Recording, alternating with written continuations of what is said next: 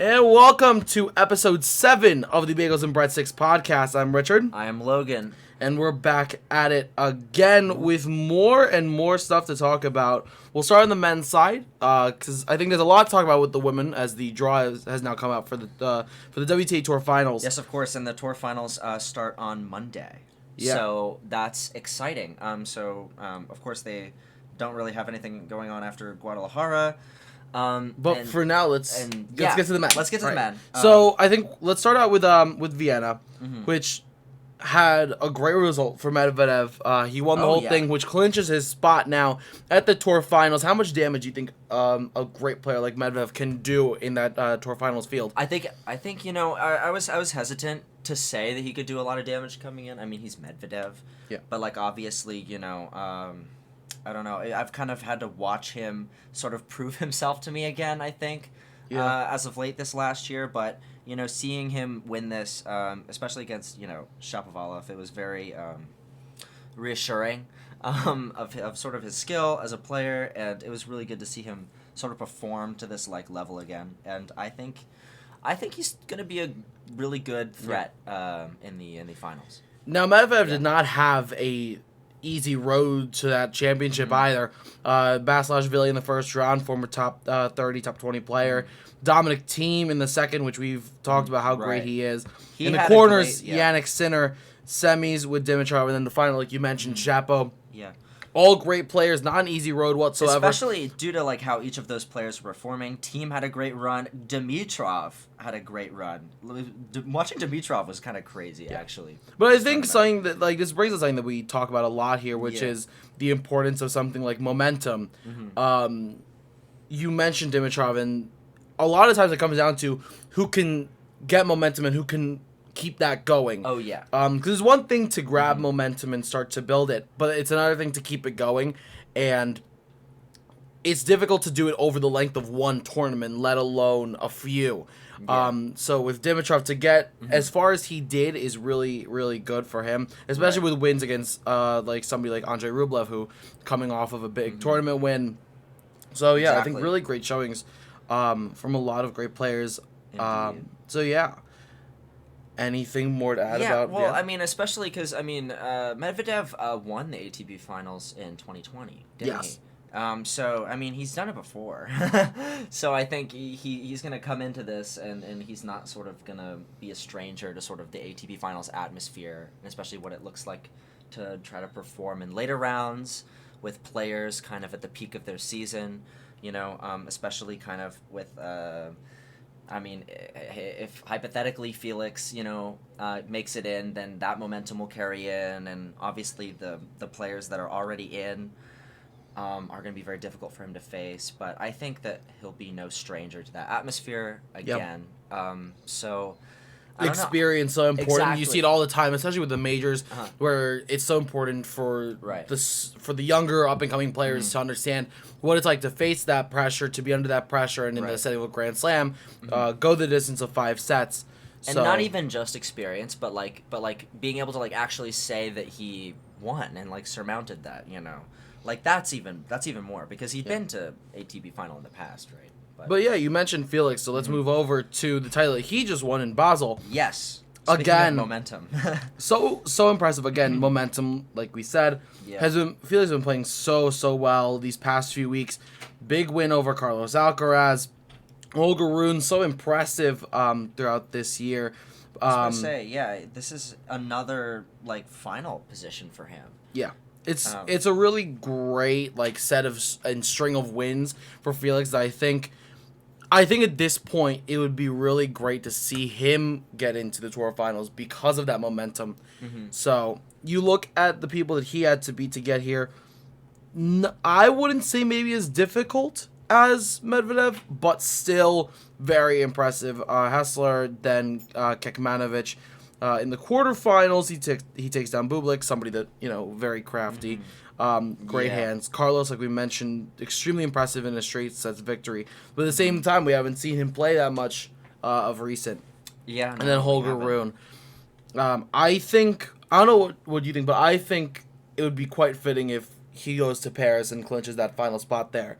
And I also can see so. it happen because of the momentum. Yeah, I was about to say, because Felix is a very momentum-based player, I think, and he's definitely doing it right now. I mean, he's been very successful over these last couple of tournaments. So I think he's really picking it up, and I think he's gonna clinch it. I think he's gonna do it. But I think speaking of clinching, let's talk about the draws that have come out for that Paris 1000. You look at some really big things in that draw. Rafa and Novak in the same half. Quarterfinals projected meetup Tsitsipas with Nadal, Casper Ruud with Djokovic. Some really, really interesting draws out here. Mm-hmm. I think it's really, really fun to see Nadal and Djokovic in the same half. Yes. Don't really see that much too often under the given circumstances. I know. We did see that. I definitely know we saw that in 2020. Yeah. And so, like, I don't know. It is interesting because if you kind of have this, like, one-sided draw, well, it's not one-sided, but you know what I mean? But, like, putting both of these players on sort of the same side of the draw, I think, is always a very interesting strategic choice by the ATP committee. And then you've got 4 players fighting for 2 spots. Rublev, Fritz, Hurkacz, and Felix. And you look at the potential matchups, and you see Hurkacz and Rublev in the 3rd round, Fritz and Felix in the 3rd round. Those could decide a lot of things here. I know. So who do you think will take those final 2 spots? Yes, that's a great question. I think Felix. And I agree. And, well, because points-wise, Andre. But I think literally if Taylor or Hurkacz like perform like very well in Paris, then they could easily clinch 7. I kind of want it to be Taylor Fritz. Yeah, selfishly we all do. We do. But I think it's gonna be Felix. I think if we're talking momentum, if we're talking about who has been performing, it's gonna be Rublev. But at the end of the day, if Hurkacz can pull off that upset against Rublev, it's going to change everything. Yeah. And we are an unbiased podcast, but let's manifest this. Let's see if we can do that. But with that said, let's talk about a finals draw that is set. Exactly. And we're gonna jump over to the women's side. Which let me clarify it first. I elected to not look at this beforehand, as to give some sort of a live reaction here. So we're gonna start off with the Tracy Austin group: Swiatek, Coco, Garcia, Kasatkina. Okay.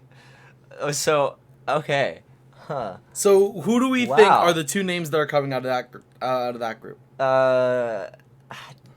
There's no creative answer. There's no creative answer. I'm putting Iga and Coco in the mix. Yeah.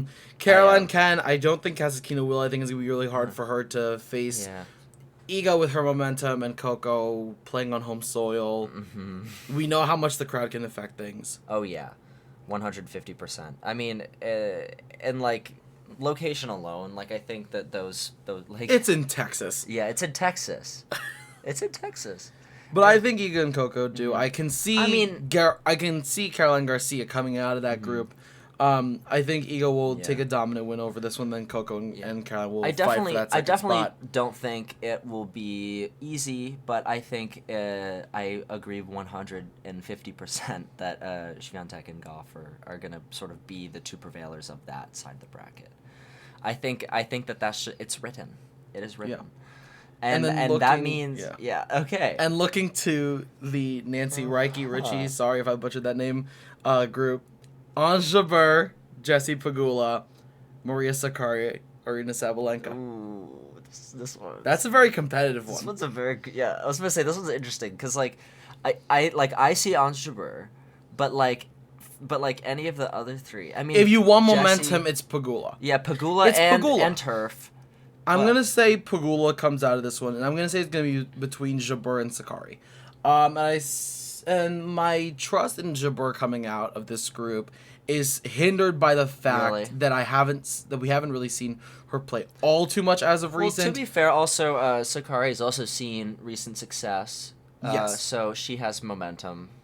As well. I don't think Sabalenka comes out of this group. I think it's going to be Jabeur, Sakkari, but I think Pegula, if we want to talk about a lock, something that I think will definitely come out of this group, I think it will be Jessie Pegula. You talk about momentum. She's been playing very well recently. Great ground stroke game. more winners and more consistency, which is really going to help her out, especially with, like you said, home turf again. Yeah.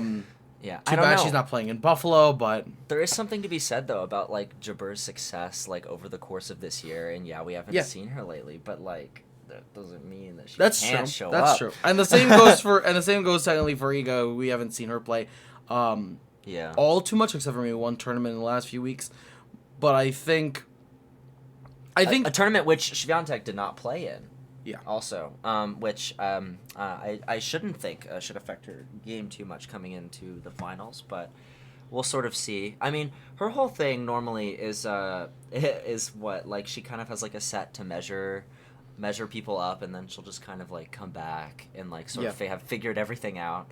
If you look at a lot of Swiatek's games, it kind of looks like that, where there'll just be like one kind of like toss up game, and then like there'll be like two much more consistently performing games. So I don't know. But she'll probably do that. Yeah. But yeah. But I want to take a look right now at the last few and see. You just need to realize how much of a toss-up these can be sometimes. Last year, Muguruza beat Kontaveit. I think that was a little bit of a surprise that it was the two of them sitting at the end. I certainly didn't expect it, but then you look back to 2019 and you see Ash Barty, and it's like, see, that makes sense. That makes sense, yeah.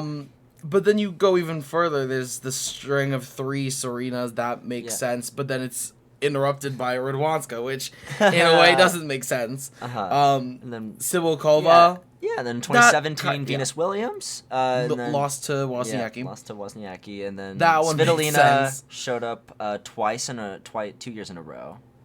Yeah. One in 2018, lost in 2019. I think the point I want to make here is the unpredictability of the finals. We may think one person is coming out definitively with it, but they don't. I think there were a lot of people who were surprised with, like, Radwanska in 2015 or Muguruza last year, Cibulkova in 2016, and you can never be so sure about things. Especially with such a strong field as it is this year. But I also think when you look at the dominance of Swiatek this year, I don't think we've seen something like that since Serena. So I think it'd be very surprising, to me at least, if she didn't win this. She is my overall winner pick. Yeah. How about you? But that is my overall winner pick. You know what? I feel like that I can't make an argument for anyone else, really. Yep.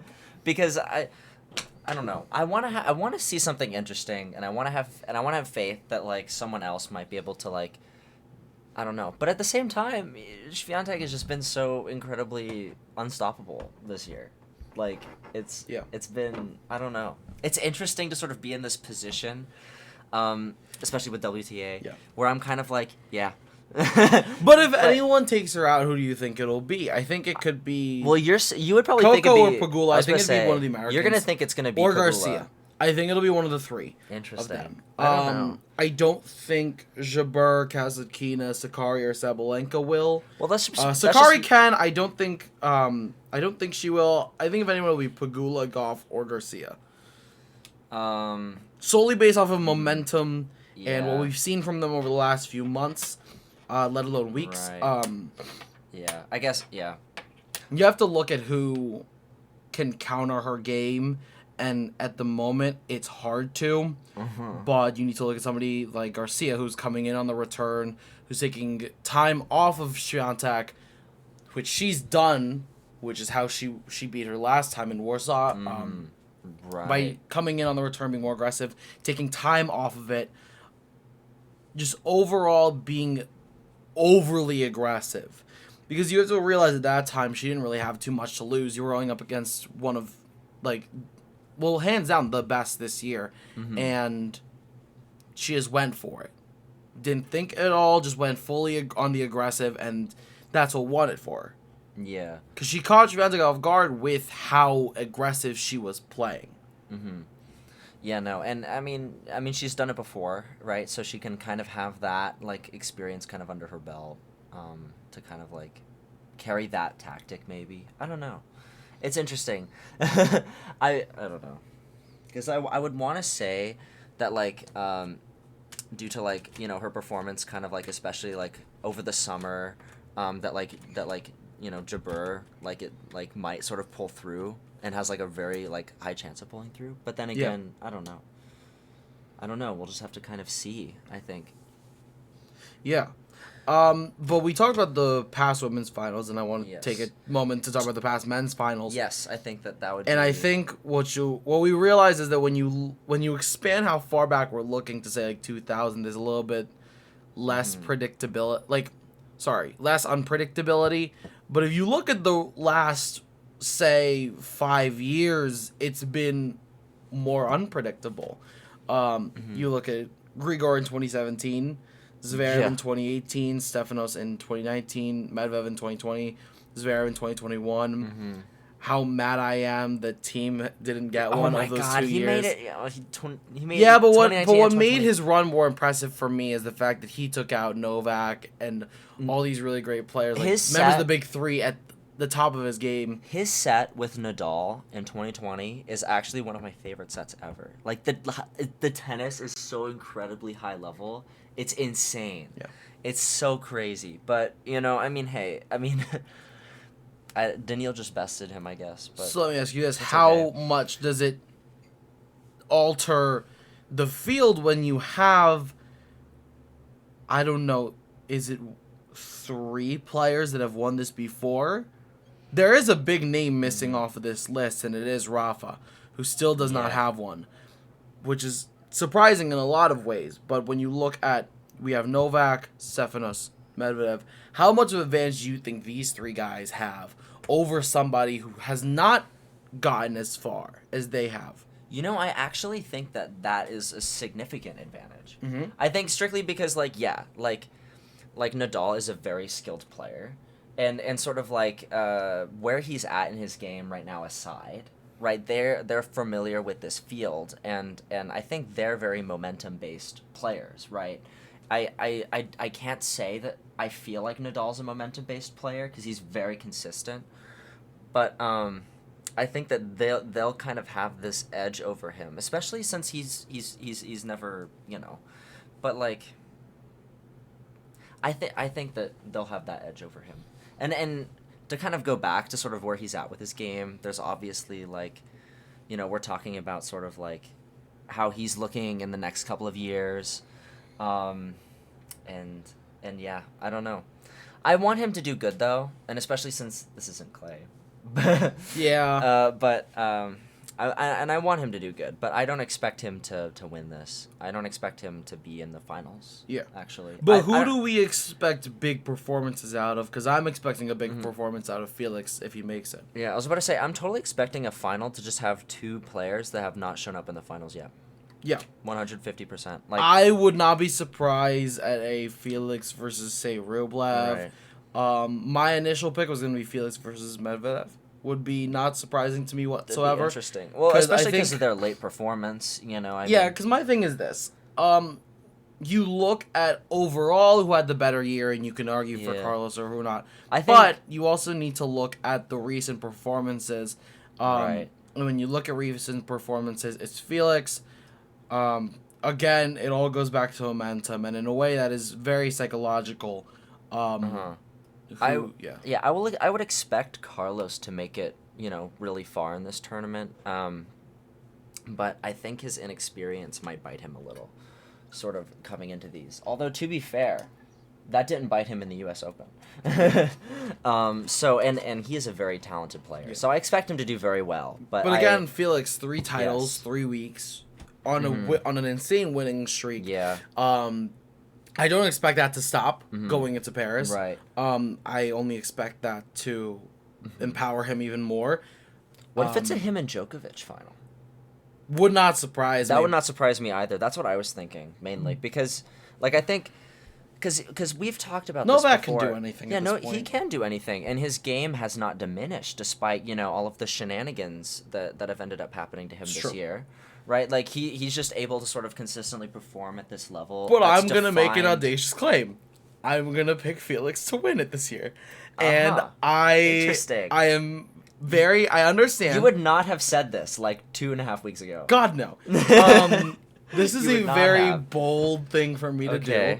And honestly, I'm willing to die on this sword. Okay. I think if you honestly, the last time we saw like this level of dominance over a 3-week span was Iga, and we just picked her to win the whole damn thing as well. We did. So, but the difference is she's been doing that all year. Felix has not. Yes. Okay, here's what I'm also gonna say. If you look at the surfaces that he's been winning his titles, it's been a lot of indoor hard court. Where are the ATP finals played on? A indoor hard court. Yeah. He just beat Alcaraz, somebody that everybody thought was going to be pretty unbeatable and hard to beat, and Felix did that in straight sets. If you look at the way he's been playing recently, he's been making amazing decisions strategically, which I think has been a big lack recently with his game.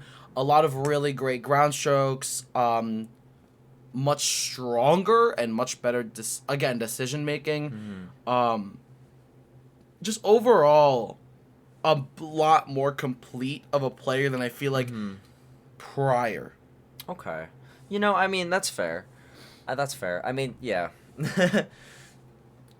His serve is better. He's using it to more of an advantage. He's been setting himself up much better. When you look at the men's side, I think a lot of it comes down to strategic and mental when you think about setting yourself up to close out points.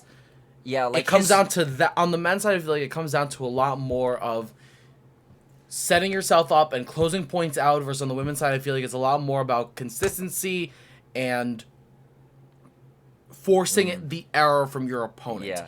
And what I've seen from Felix in these last couple of weeks, he's really kind of he's been very mobile. He's been doing great at transitioning, and yeah, like you're saying, his serves are just like on fire, and his ground strokes from the baseline are like weapons, incredible weapons. So I see what you're saying, that he could win. I mean, I don't know. I still can't fully say yes. I can't die on that sword like you can. I didn't say I will. I said I'm willing to. I think that sounds like commitment to me. But I don't know. I think that he can. I think Medvedev and Djokovic have maybe a better, perhaps, or at least equal footing in trying to get that final because of I think their speaking experience. on experience, yes, I agree with you. Because Daniil, because even like you're holistically aside, right? He has experience, A, and B, he also has momentum. Felix just has the momentum. That's fair. And then Djokovic is Djokovic, and you could say the same indoor hard court stuff about him, can't you? That's fair, but at the same time, I need to have more confidence in Novak. I need to see some results. At the same time, again, fair. Novak is Novak, and he will do what Novak does best, which is come out of literally nowhere and perform like a god. He'll put a towel over his head, meditate for 5 minutes, and win everything. I was literally gonna make a joke about that during his match in the finals with Felix, he'll just kind of sit down on the bench and just reassess. Yeah, he'll put a towel over his head, meditate, and after win. Felix donuts him, he'll just sit down and reassess, and then he'll just. I will say though, this is going to be less of a kind of elongated momentum and endurance match than it was against Stefanos with the whole like towel over the head that I'm referring to in the French Open finals a few years back. Since this is 3 sets, it's going to be more who can get it done quicker. That's what I was going to say. It's more thumb on top, and kind of like yes. in trying to navigate just getting on your opponent as like fast as possible, like first services. And I just have trust in Felix after what I've seen. Now, to be fair, in your defense, if I may, he is a very aggressive player. Yes. So I think that he kind of can play tuned to that kind of, environment where you're supposed to sort of come on top early and fast. Well, what's really hard is you need to look at how you can, like, what you need to do to beat, somebody who seemed to be the unbeatable when it comes to Novak Djokovic. You're looking at one of the greatest returns of all time. And I think what you need to do is when you look at who's done well against him, let's take a look quickly to Nick Kyrgios at Wimbledon in the Wimbledon final. Even though he lost, you look at what he did well. His serve was on point.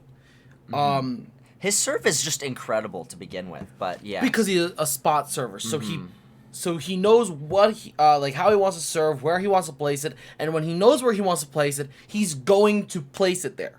It's not a maybe he'll get it there. It's if he knows he wants to go down the tee, if he knows he wants to go out wide, he's gonna hit that spot, and that's what it comes down to: fast and accurate. If and Felix also can serve predictability. like that, predictability too, is it not? Because because Felix is Nick's serve is also very unpredictable. Yeah, because a lot of people will and correctly be like, okay, his ball does not move when he tosses it. He tosses it in the same area, so it's kind of just like a it doesn't move to one side or the other.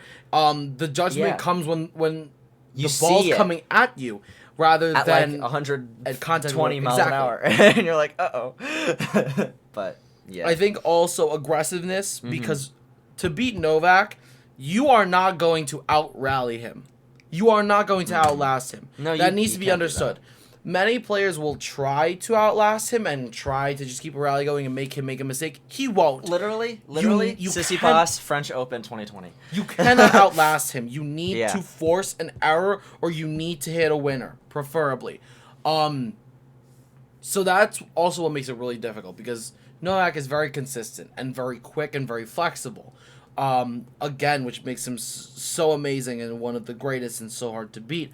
But you need to finish those points early. You cannot let them drag on too long. You look at statistics and how often Novak wins points that go over a certain number of shots, and it just rises. I feel like the more shots it is. I feel like for every shot that he hits, his odds of winning the point just goes higher. Which is why I keep saying, just if you can bring it down to, let's say, below 5-3 shots, then you can have a really good shot at winning there. But I think that's very fair. Novak is a good winner pick. I think when I look at the way Felix has been playing recently, I'm willing to die on that sword. I would because I want to see that. That's the other thing. That's the other thing. I want to see this. I want to see that for him. That would be absolutely phenomenal. I also think that I'm just not being creative. I also think a big title like this would really help his momentum going into 2023. Yeah. If he could come with that chip on his shoulder, having won the Tour Finals, realizing what other names are in the field, I think could be a really good omen for what he can do come next year. I think that's really what he needs, honestly. And especially if he can go in there having won in Paris, that would be even bigger. That would be, 4 titles, 5 weeks? Insane. Yeah, fuck, man. 4 titles, 4 weeks. I think the Masters are 1 week, sorry. I was about to say, no, just to be continuing on that win streak, large amount of titles. If he could end the Tour Finals with a continuous win streak, that would, I think, just be so good for his game. Because sometimes what I think he needs is confidence, and heck, wouldn't this be confidence? I agree confidence with, booster? Because he's been teetering kind of like on the edge of the top 10 for like a while. He has. And so I think, I don't know, this might give him finally like a foot in the door. Yeah. With this kind of. Absolutely agree. And with his win in Basel, he will be moving up again into the number 8 spot in the top 10. I think we're seeing a real rise of Felix. I just hope we don't see a fall because, again, this happens again. We talk about consistency. This happens with Felix. Players will go up and they'll win and win and win, and then they'll lose out of nowhere, and then they'll start losing again. Yeah. It's like they'll beat a top 10 player, lose to somebody outside the top 100, and it's sometimes it'll just happen a roller coaster. When they'll have the best year of their career, and then the next year they're also doing great, but then they get an unfortunate wrist injury, and then they sort of don't really perform for a long time, and then they come back and they're doing great, and we're happy they're doing great, but it's not the same, Dominic. That's very true. I don't know. But at the same time, you never know what could happen. I mean, I will admit, like, despite how long it has taken him to come back and get back to himself, team has been playing really well recently. He has. And he has. it's fun for us as fans of his to watch him do well, but it's also really hard knowing what he could have done. Yeah, no, I don't know if I said this last episode or not, but I think minus wrist injury, he would be top 3 and maybe not 3. But I think he'd definitely have another, if not 2 more Grand Slams. But it's okay, because I think, I don't know, I'm excited to sort of see him in 2023 with his recovery sort of going as it is. And he hasn't won anything recently, but he has been performing notably well. I think going back, though, to the Tour Finals, I think what really needs to be kept in mind is the draw. Yeah. Because that's the usually draw what is very important. That's usually what it comes true. down to, isn't it? It's just luck of the draw, and you look at the women's draw and how much things would be different if it wasn't Egan Coco in the same one with 2 players. Maybe they threw Pagula and Swiatek in the same bracket. If you throw Pagula, Swiatek, Sakari, 3 players with momentum together, they wouldn't.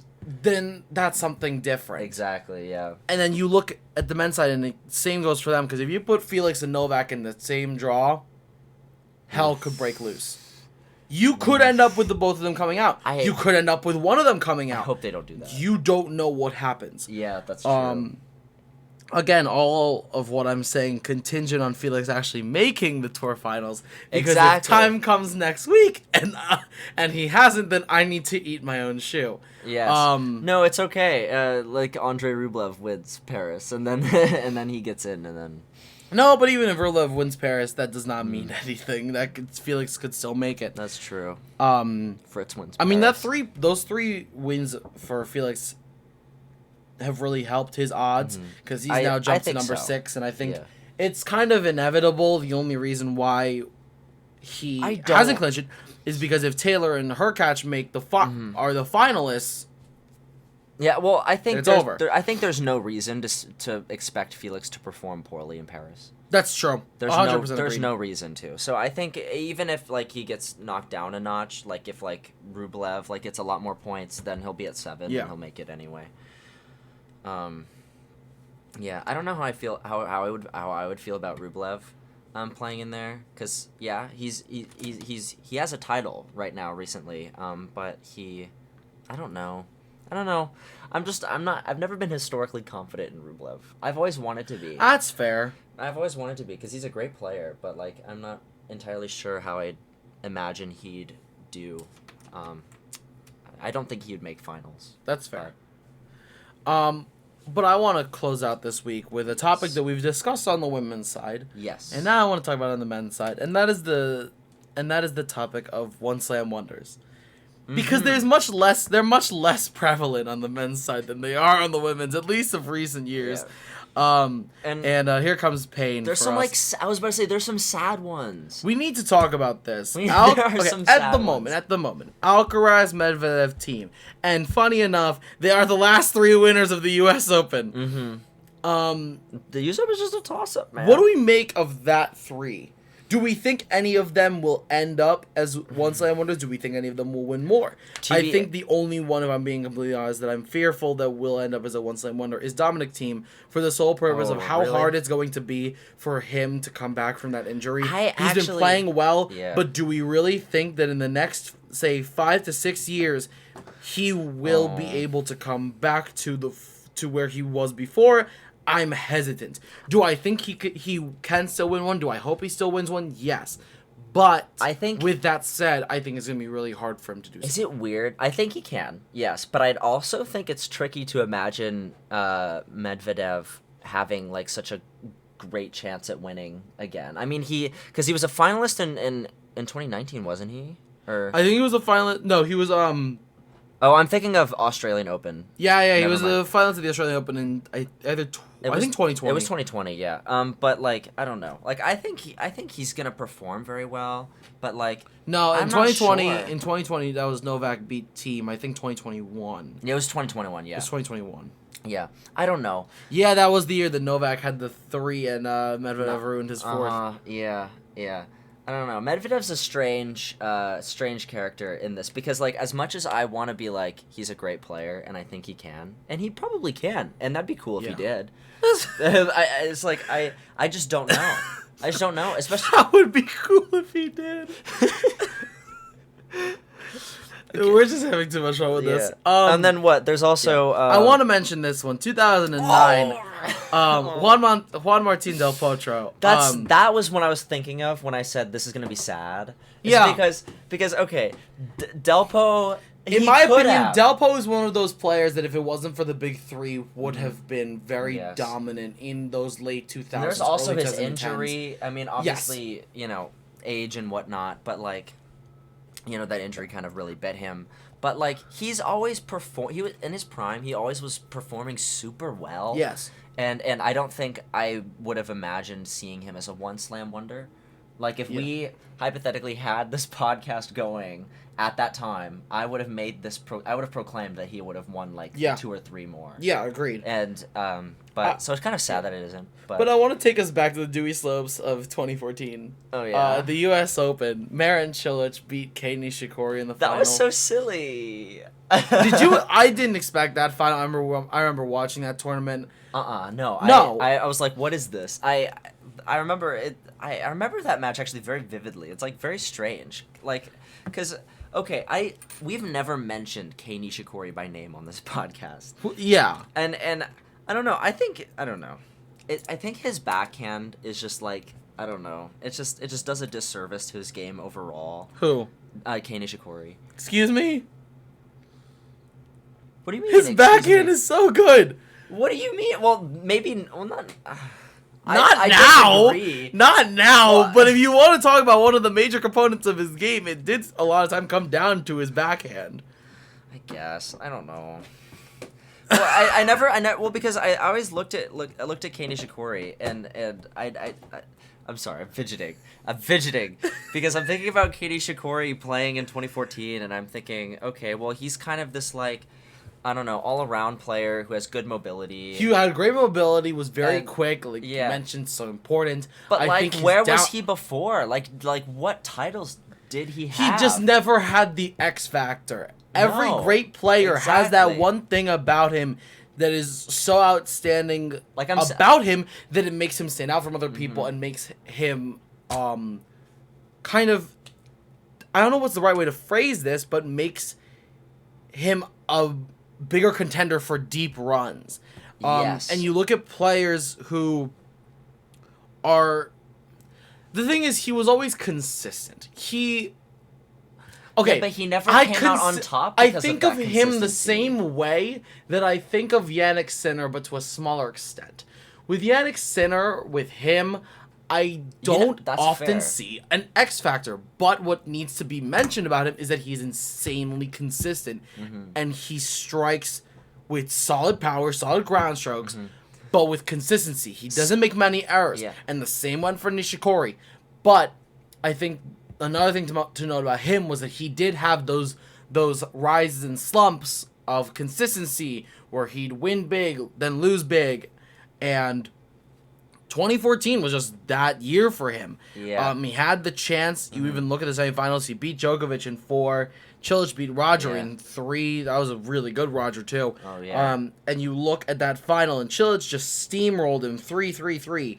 Cilic is a strong player. I great think serve, great forehand is what you often see. If you see a player with a big forehand. him in his prime was crazy. And he also like saw success. I forgot when, so excuse me for the lack of knowledge precisely there. But I remember seeing him having some like recent tournament success. Yeah, so he lost the finals of Wimbledon in 2017 and the Australian Open in 2017. But I think to go back to the play style, I think you also mentioned like with Cilic, big serve, big forehand. That's a combo that you often see. Because he's a big guy. He puts a lot of power behind. Usually if you see a big serve, you're going to see a big forehand to come with it. Yeah. And with that said... And plus he didn't have like a lot of like mobility errors. I mean, albeit he had some, but not the ones you'd stereotypically assign to like a John Isner. That's true. Right. And so, like, I think kind of like that puts him on this pedestal that kind of allowed him to have won that. Yeah. But I mentioned big serve, big forehand, so I'm going to take that and run with that into another one, which we're going to take it back even further to the year. I don't know about you, but the year I was born. In 2003. Oh, I forgot you're in 03. Yes, with Andy Roddick at the U.S. Open. What that was such a great match. I rewatched that match when I was obviously alive, but just I remember I loved Andy Roddick as a kid, and regrettably I don't remember watching Andy Roddick as a kid. Which is such a shame. Yeah, which if I'm not mistaken was Juan Carlos Ferrero, who had won the French Open that year. Another one slam wonder. A lot of one slam wonders in the early 2000s. We're gonna get to the 2004 French Open. I was about to say we were figuring things out back then, kind of like after the Pete Sampras era was kind of ending and the big three kind of hadn't settled in yet. 2003 was Agassi's last title. Temporally, it makes sense. Yeah, but I think Roddick, like, honestly, I'm glad he has that one, because if you look at later on in his career and how many finals he lost to Roger, man. He even, like, laughed about it in his speeches, like, how bad it was. He lost 3 Wimbledon finals to Roger. In 04, which I believe he lost. 04 he lost to Roger. 05 he lost to Roger. In 09 I know he lost to Roger. And then I don't remember if he lost a U.S. Open to Roger as well. He did. So he's made 4. He was the finalist at 4 majors, and all 4 of them he lost to Roger Federer. Which I think is so sad. I remember watching this like video on YouTube a while ago where it was like people like reacting to like losing to Roger Federer, and he just had the most hilarious kind of like kind of after one of them. It's at the point of like acceptance, because it's like this. Yeah, that's such a fun like on his part more of a tragic sort of historical recurrence. Yep. But it's good that he kind of jokes about it now. I would joke. But what's really jarring to me is remembering that is the last time an American man has won a Grand Slam. Yeah. Oh my God. And it's been forever. It's such a we need the Americans need their thirst to be quenched. Dude, what would happen if like in years to come like a Tiafoe or a Korda were to take like a U.S. Open title? I think that's huge. That would be like the craziest day. It would be great for it to be next year, because that'd be 20 years. That'd make me oh my God, just a perfect 20. Yeah. Just smile, perfect 20. But we're gonna mention quickly Juan Carlos Ferrero right now. Yes. Who is who has been nominated for the Tennis Hall of Fame this year. Won the 2003 French Open title. An amazing player in the history of Spanish tennis. And another thing to be mentioned is that he is the coach of the world #1 Carlos Alcaraz. He's Carlos Alcaraz's coach. I think this was a really great hire. He was such a great player. I think a very underrated player. It's kind of sad to realize, like, I pride myself on my knowledge of this sport. And I think what's really crazy is when you look at how many amazing players are in this era of like the early 2000s, late 90s that are often forgotten and looked over by fans today. Like, we still talk about Andy Roddick because of his presence in like tennis journalism and tennis broadcasting and overall American men's tennis. Yeah. But when you look at Juan Carlos Ferrero, I think the only reason, honestly, his name has been mentioned as of recent is because of his new partnership with Alcaraz, and that's really sad to say, because he was a really, really amazing player. Yeah, and then there's also players like Leighton Hewitt and I always find a way to bring up David Ferrer. Yeah, but I think the reason why Hewitt is more remembered now is because you need to look also at nationality, and you look at Ferrero, and you look at how many amazing Spanish men have come after him, like Rafa and, like you mentioned, Ferrer and Alcaraz now. But you look at Leighton Hewitt and the impact that he still has on Australian tennis, like his involvement, like he still has a strong relationship with De Minaur and Kyrgios and all that. So I think it's just to mention that it is really sad, in my opinion, often forget about some really great players like Very like Juan Carlos Ferrero, and bringing it 1 year later at that same tournament, Gaston Gaudio. Oh, I have opinions on this match. So, Gaudio beat Guillermo Coria, which was an all Argentinian men's final. If I'm not mistaken, that draw, yes, the quarterfinals had 4 Argentines. Wow. 3 of which made it to the semis, which meant there was the chance that it could have been an all Argentinian semifinals. That's insane. Yeah, David Nalbandian, what an amazing player. How have I forgotten this? I think Nalbandian, in my opinion, will go down as one of the greatest players of the 2000s to never win a Grand Slam, in my opinion. Yeah. If you want to talk about an amazing backhand, you need to look no further than David Nalbandian. You have Gaston Gaudio, you have who won the whole thing, then you have Guillermo Coria, and you have Juan Ignacio Chela, which, again, another name that is often overlooked. But I want to harp on Guillermo Coria for 5 seconds here. So I mentioned if you want to look at a great backhand, look no further than Nalbandian. If you want an example of a great men's choke, look no further than Guillermo Coria. This was the quote-unquote king of clay before Rafa. Mm-hmm. And how many Grand Slams did he win? Please read that for me. Please. It's a big fat donut. Yep. He won none.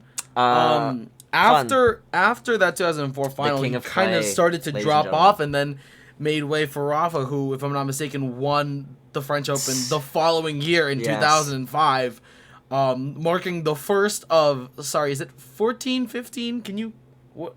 I've lost track. Of 1, 2, 3, 4, 5, 6, 7, 8, 9, 10, 11, 12, 13, 14. Yes. French Opens. He became the French Open. 14 French Opens in 15, 16, 17, 18 years. That's a level of dominance that just cannot be touched. 4 were lost. But that's insane. Yeah, no. Oh my gosh. I'm kind of sitting here thinking.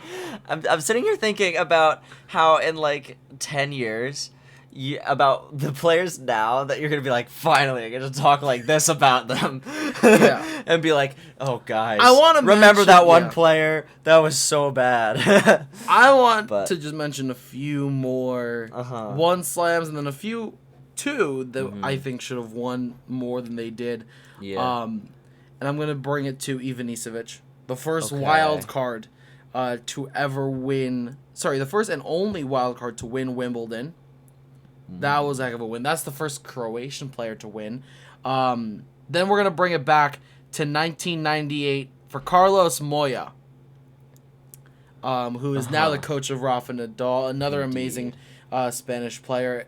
He, I believe, should have won more. And then we're going to look at the Australian Open from that year, and we're going to see a very familiar last name in Petr Korda. Whose son is Sebastian Korda. Korda. So yeah, but I see you pointing at a player that this is exactly what I was going to talk about. When I think this person should have won more. For the last 2 minutes, we're going to start with Leighton Hewitt because I don't want to get out of the way. No, I think Hewitt should have won more. I think he should have. You look at how amazing of a player he was. I think Roger, another one. I think he was also so entertaining. Like looking at his like his playbacks, like just like the way that he like hit the ball, a certain energy as well, and a certain passion and fire. I think Hewitt and Roddick, and you look at so many players at this time, where it's like I feel like if it wasn't for Roger, they would have won more. And I say that for Hewitt, I say that for Roddick, I say that for we say that for Delpo. And now I'll let you introduce this one. Yeah.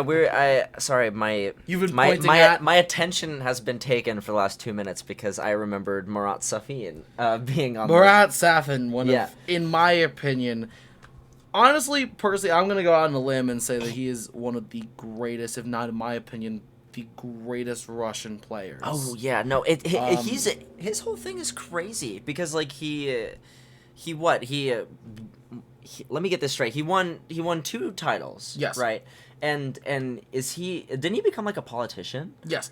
Yeah, wow. And which is why we're going to skip that part and return back to the tennis. No, I know. I just think it's funny. Like, just kind of, I don't know. Because you're totally right. And I remember my coach told me this, like, story about, like, the day before, like, he won, like, his first title. He was just kind of, like, out, like, partying the night before. And, like, and then he just kind of, like, shows up and then just, like, wins that match. And I think that alone is an incredible testament to his skill as a player. And if he kept playing, and if he kept sort of trying to achieve that he totally could have, because watching those matches and watching him play those matches was incredible. I don't think your statement is I don't think your statement's wrong. He's incredible, and it would have been very interesting to see more from him. But I want to end this off with a quick mention of this. One of the reasons why I brought up Marat Safin is because I want to mention, in my opinion, one of the greatest women's players to never win a Grand Slam title, and that is his sister, Dinara Safina, who was so amazing. Former world number 1, 3 Grand Slam finals. Just overall, I think this is not a controversial opinion whatsoever. I think actually this is a very common opinion, and I think she is one of the greatest to never win a Grand Slam title.